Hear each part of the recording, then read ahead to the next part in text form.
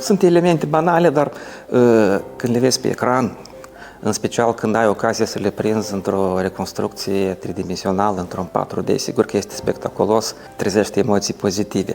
Un copilaș care zâmbește, un copilaș care îți arată limbuța, uneori mai prins un băiețel care urinează, destul de interesant și hazliu. Sunt situații când copilul suge degetul și destul de frecvent, pentru că reflexul subtil, el deja este stabilit ok după 24-28 de săptămâni și îi prindem cu degetul în gură, activ antrenându-se pentru alimentația de după naștere.